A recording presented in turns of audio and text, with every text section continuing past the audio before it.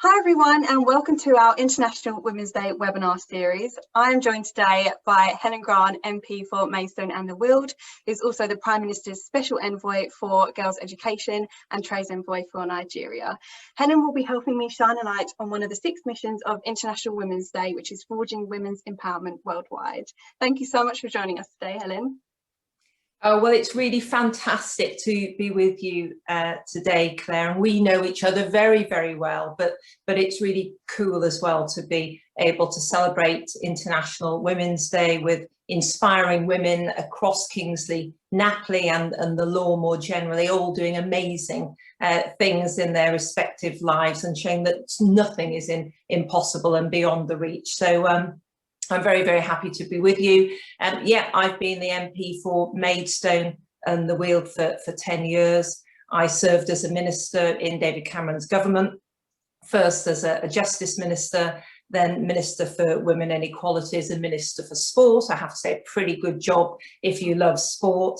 Prior to politics, I was a lawyer for 23 years and enjoyed my profession enormously.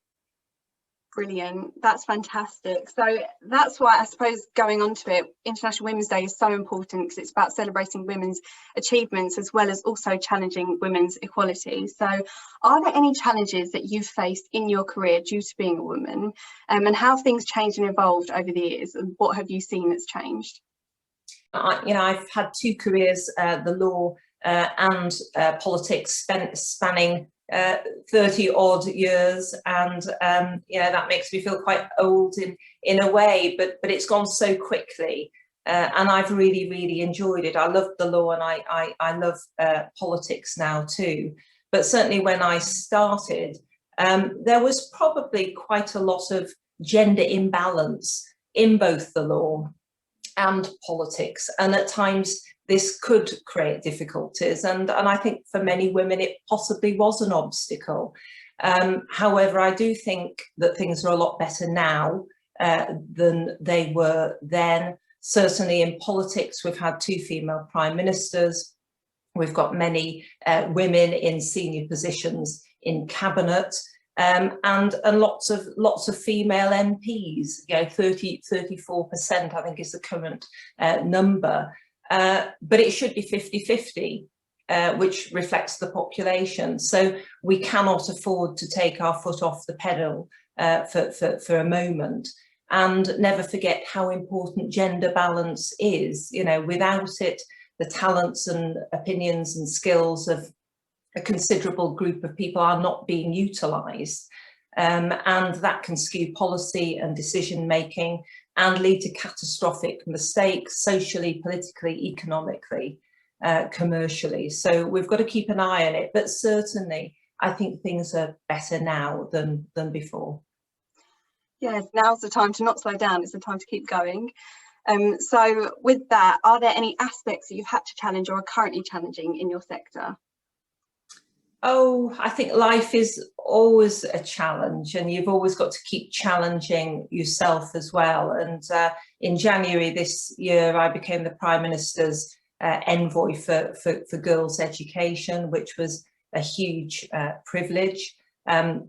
My job very much is to champion his message and agenda that providing every girl on the planet with 12 years of quality education is what we should be aspiring to do. And if we do that, that is a great way to tackle many of the issues facing the world today, like poverty, climate change and inequality. Unfortunately, the pandemic has been a huge disruptor for education, and many of the children who are not in school now are girls. Many of them will never return to school or even start school.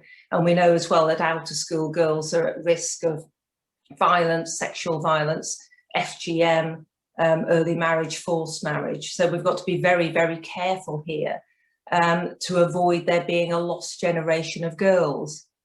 So going back to your question, my ask today would be to challenge everybody listening to this webinar to champion the cause of girls' education. And you can do that by lobbying leaders, business leaders, legal leaders, political leaders, to really speak out much more about the importance of girls and education and the advantages for girls and their families, their children, their communities and their nations. And this is what our Prime Minister has been doing, but we need others to do it too. So that's my challenge to all listeners for this special day. Wow, that's really inspiring that you do speak out. It's certainly something we should all be doing a lot more of, and tackling, you know, all the current issues that still arise because of, you know, women's inequality and the opportunities that we may not have because we are women. And so that's really, really great.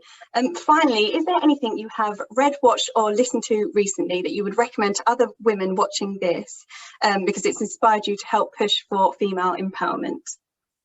Well, that's a great question, actually, because just the other day, I listened to something that I really felt was quite an inspiration. Yeah, everybody's heard of Malala. She's an amazing educational activist.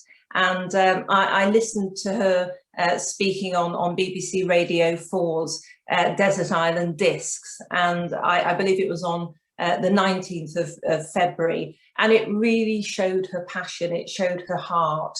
And I would recommend certainly that people have a listen to that, because it was lovely. Oh, that's brilliant. I'll definitely be listening to that one.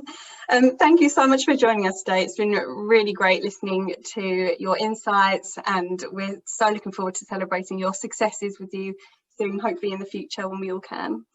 Well, it's been lovely to be interviewed by you, Claire. You are a wonderful woman, and we're very proud of you, and a real example to other women as well of what can be achieved. So I believe in you too.